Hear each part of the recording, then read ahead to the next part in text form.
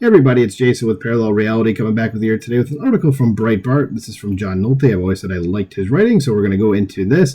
This is from April 9th, and it says, Anti-woke comedy makes a comeback in the Trump era, and thank God for that, because it needs to, because if you've ever listened to woke comedy, how it's called comedy, I don't know, but it is painfully unfunny, and I wish I could remove it all from my brain because it's awful. Anyway, let's go ahead and do it.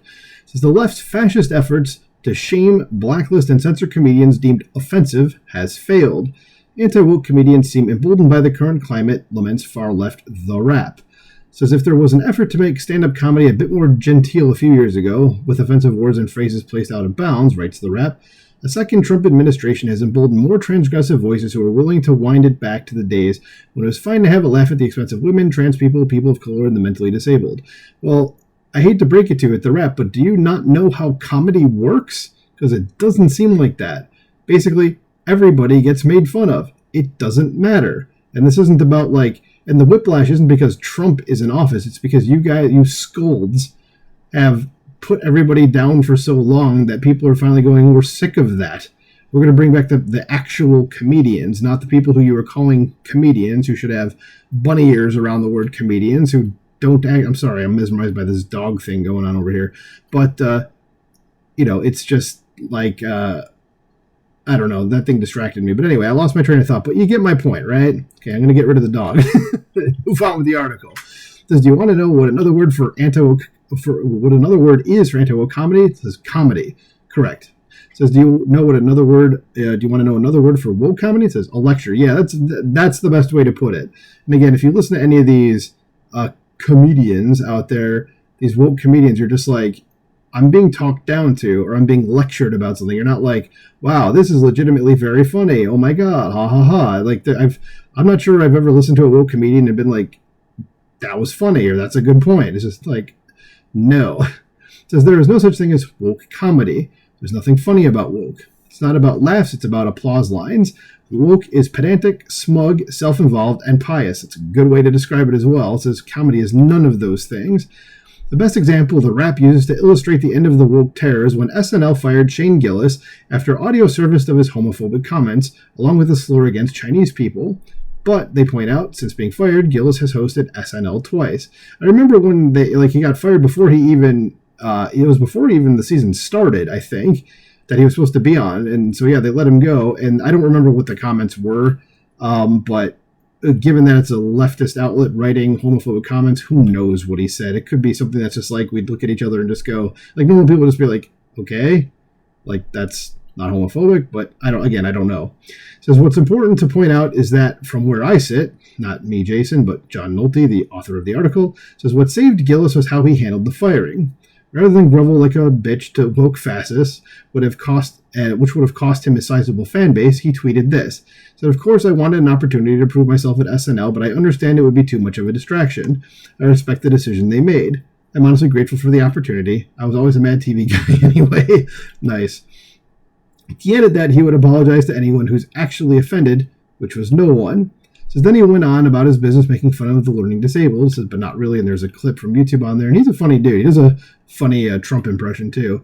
Says The Rap said, Tony Hinchcliffe generated a wave of controversy at a pre-election Trump rally when he called Puerto Rico a floating island of garbage. Matt Rife drew heat for jokes in a Netflix special about domestic violence, quipping of a restaurant hostess, if she could cook, she wouldn't have that black eye. Yeah, it's called jokes, okay? Those are funny, okay?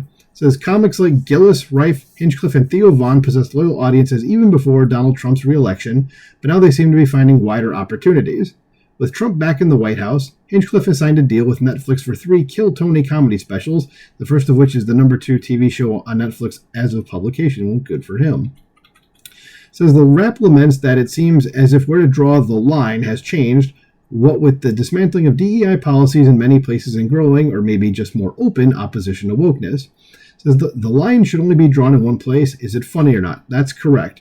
And go listen to George Carlin about what he says about what topics are appropriate for comedy or not. I cannot repeat it on here. But it's about Porky Pig and Elmer Fudd. Not kidding. Go listen to it. It's very quick. It'll take maybe 30 seconds at most of your time. Okay, but trust me, that's when you're like, okay, I get it.